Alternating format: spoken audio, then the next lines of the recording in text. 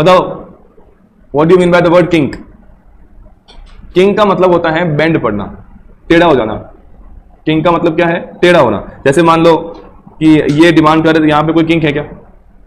इसमें कोई किंक है? नहीं है। अब है, तो इनके डिमांड कर कुछ किंक लेके बनेंगे, वो क्या होगा उसकी बात करेंगे अभी। ये तो एग्जांपल था ऐसे ही किंक वर्ड के लिए। पहले ये टॉपिक क्यों आया उसकी बात करते हैं। ओलिगोपोलिस जो होते हैं वो प्राइस को अपनी मर्जी से चेंज नहीं कर सकते। उनके केस में क्या होता है? Price rigidity. Now what is the meaning of word rigidity? जो चेंज नहीं होता, रिजिड। रिजिड वर्ड का, कुछ लोग फ्लेक्सिबल होते हैं, कुछ रिजिड होते हैं। रिजिड का मतलब क्या है कि हम लोग चेंज नहीं हो रहे। फ्लेक्सिबल का मतलब क्या है कि हम चेंज हो रहे हैं, बराबर। तो यहां पे ओलिगोपोलिस के केस में क्या होता है, वो लोग किस चीज को फॉलो कर रहे होते हैं? प्राइस रिजिडिटी को। वो लोग प्राइस को चेंज नहीं कर सकते। अब मान लो कि किसी ओलिगोपोलिस ने, मान लेते हैं किसी ओलिगोपोलिस ने क्या करा, इफ ओलिगोपोलिस चेंजेस इट्स प्राइस, अगर वो प्राइस को चेंज करने की गुस्ताखी करता है तो क्या हो सकता है? सोचो, अगर वो प्राइस चेंज करता है तो क्या हो सकता है? इफ प्राइस इज इंक्रीज्ड, और दूसरा if price is decreased. Now tell me what will happen अगर प्राइस को इंक्रीज कर दिया जाए।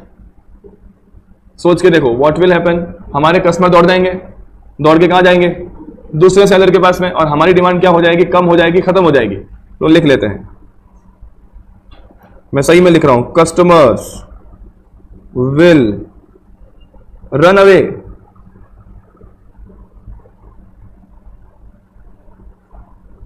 डिमांड विल फॉल ड्रेस्टिकली, एकदम तबाही मच जाएगी, डिमांड गजब की कम हो जाएगी। तो मुझे बताओ ईडी इस केस में क्या होगा? दुनिया गोल है, बताओ ईडी क्या होगा? इन्फिनिटी तो मत बोलो, इन्फिनिटी में तो क्या होता है, प्राइस को नहीं से बराबर चेंज करते हैं या चेंज ही नहीं करते फिर भी डिमांड बढ़ जाती है। इसको क्या बोलेंगे? Greater than 1। यहां पे ईडी क्या रहेगा? More than 1। जितना परसेंटेज तुम प्राइस को चेंज करोगे, डिमांड उससे ज्यादा कम होगी। अगर तुम लोग प्राइस को जितना परसेंट से बढ़ाओगे, डिमांड उससे ज्यादा कम होगी। ये तुम्हारा क्या कहलाता है? ED more than 1। That means demand will be elastic. ये बात समझ में आ रही है मैंने क्या बोला है? दूसरा, अगर प्राइस कम कर दी जाए तो क्या होगा? तो जो कॉम्पिटिटर्स है वो भी क्या करेंगे? प्राइस कम कर देंगे। तो लिखो,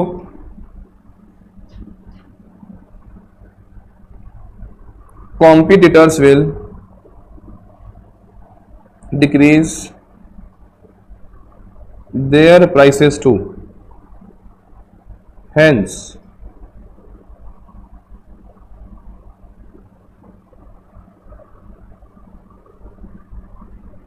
demand will be changed but क्या लिखा वर्ड? बहुत कम चेंज करवाना है, इंग्लिश में बताओ ना। Very little. डिमांड चेंज होगी पर बहुत कम होगी। तो इस केस में ED will be less than 1, इसको हम लोग क्या बोलते हैं? In elastic demand. That means अगर एक ओलिगोपोलिस अपनी प्राइस को इंक्रीज करने का सोच रहा है तो वहां पे ईडी मोर देन 1 के हिसाब से काम करेगी। अगर वो प्राइस को कम करने का सोचे तो वहां पे ईडी लेस देन 1 के हिसाब से काम करेगी। ये बात समझ में आई? अब अगर मैं इसी चीज को ओलिगोपोलिस के डिमांड कर्व में कन्वर्ट करने की कोशिश करूं, देखो सर कोशिश कर रहा हूं, ओलिगोपोलिस के पास में डेफिनेट डिमांड कर्व नहीं होता। मैं सिर्फ समझाने की कोशिश कर रहा हूं कि अगर ऐसा हो जाए तो क्या होगा। X axis, y axis, price, quantity. मान लेते हैं कि पहले हम लोग कहीं इस प्राइस पे ट्रेड कर रहे थे और इतनी क्वांटिटी बेच रहे थे, मान लेते हैं this was the location where we were trading in the current time. अब हमारे ओलिगोपोलिस को लगता है कि यार एक काम करते हैं, प्राइस को बढ़ा देते हैं। पहले प्राइस थी P, अब हो गई P1। तो इससे क्या होगा? प्राइस को बढ़ाएंगे तो क्या होगा? क्वांटिटी एकदम से गिरेगी, क्वांटिटी एकदम से गिरेगी। मान लेते हैं कि हमारी क्वांटिटी गिर के Q से हो गई Q0, Q से क्या हो गई Q0। तो चेक करो, अगर दोनों को मिलाओगे तो कहीं यहीं कहीं पॉइंट बनेगा ना। जो नया वाला डिमांड रहेगा वो कुछ इस तरीके से रहेगा, यस और नॉट? अभी तक कोई इश्यू नहीं। अब मुझे बताओ, हमारे ओलिगोपोलिस ने बोला कि यार एक काम करते हैं, प्राइस को कम कर देते हैं। प्राइस क्या कर देते हैं, कम कर देते हैं। तो प्राइस कम करके उसने P से कर दिया P0, तो क्या डिमांड बहुत सारी बढ़ जाएगी? नहीं, थोड़ी बहुत बढ़ सकती है, लेकिन एकदम से थोड़ी बढ़ जाएगी बहुत सारी, तो थोड़ा बहुत चेंज हो सकता है। तुम Q से Q1 पर आ सकते हो, तो इसका तो यहां कहीं आएगा प्लॉटिंग, बराबर है, और समथिंग लाइक दिस, ये दिखाई दे रहा है। अब जब तुम ये सारे पॉइंट्स को आपस में क्लब करोगे, मैच करोगे, तो बताइए क्या दिखेगा। ये देखो, पहले मैंने ये मैच किया, अब मैंने ये मैच किया। Did you find a kink? एक किंक दिख रहा है। ये वाला किंक जो है ये शो करता है, ये शो करता है करंट प्रिवेलिंग प्राइस, जो प्राइस अभी चल रही है। ये प्राइस क्या है, अभी चल रही है। तो ये क्वेश्चन बन सकता है कि ओलिगोपोलिस के डिमांड कर्व पे किंक कहां आता है? तो करंट प्रिवेलिंग प्राइस पे आता है। क्या वो अपनी करंट प्राइस को अपनी मर्जी से चेंज कर सकता है? नहीं। और अगर उसने गुस्ताखी की तो उसको बहुत भारी नुकसान हो सकते हैं। जैसे अगर वो प्राइस को बढ़ाने की कोशिश करता है, ये वाला इलाका जहां उसने क्या ट्राई करी है, प्राइस को बढ़ाने की ट्राई करी है, तो यहां पे उसकी डिमांड क्या हो जाएगी, इलास्टिक डिमांड हो जाएगी। वहीं अगर वो क्या ट्राई करता है, प्राइस को कम करने की ट्राई करता है, तो इस इलाके में क्या हो जाएगी, इन इलास्टिक डिमांड। बताओ भाई, तो क्वेश्चन क्या क्या बन रहे हैं? देखो, सबसे पहला क्वेश्चन, किंक कहां आता है, करंट प्रिवेलिंग प्राइस के ऊपर। दूसरा, करंट प्रिवेलिंग प्राइस के अगर ऊपर की तरफ बढ़े डिमांड कर्व में, तो डिमांड कैसी है, इलास्टिक। अगर नीचे की तरफ गिरे तो डिमांड कैसी है, इन इलास्टिक, बराबर। तीनों क्वेश्चन बन सकते हैं, अलग अलग लेवल पे तुमको क्वेश्चन पूछे जा सकते हैं। तो ये यहां से क्वेश्चन तुमको 100% पेपर में मिलेगा कि किंक क्यों होता है, किंक कहां होता है, किंक के ऊपर क्या होगा, किंक के नीचे क्या होगा। फटाफट बनाओ।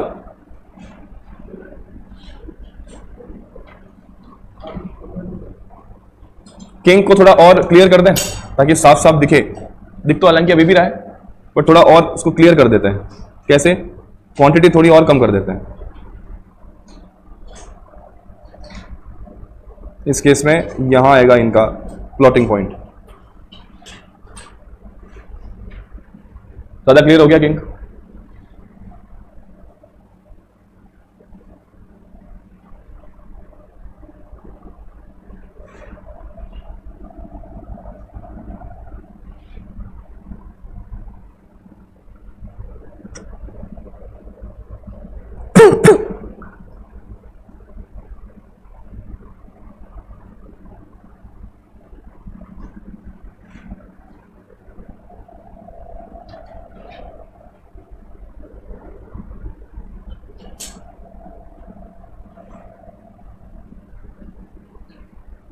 डायग्राम को अच्छे से बनाओगे भाई।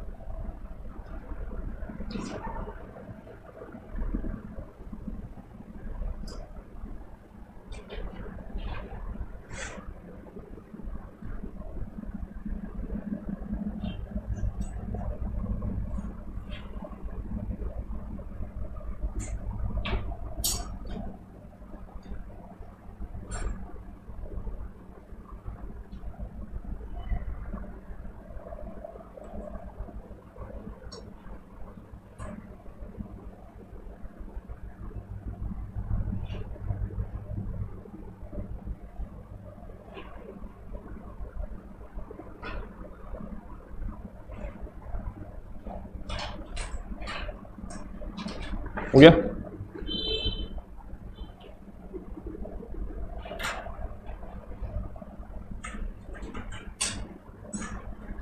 बताओ भाई, चले? 2 स्टार लगाए मैंने, रेड पेन से लिखेंगे एकदम हाईलाइट करके।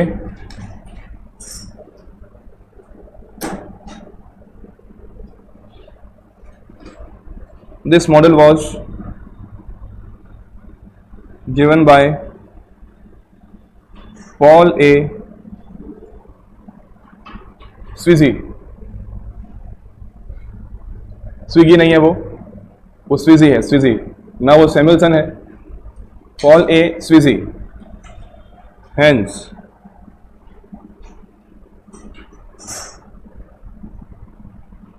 it is also called as Sweezy's model, again 1 MCQ you can find. Question सीधा बन सकता है, स्विजीज मॉडल किसे कहते हैं, या किंग डिमांड कर्व का दूसरा नाम क्या है। तो यहां से क्वेश्चन 101% एग्जाम में दिखेगा। ओलिगोपोली में से खूब सारे तुम्हें क्वेश्चन एग्जाम में दिखने वाले हैं।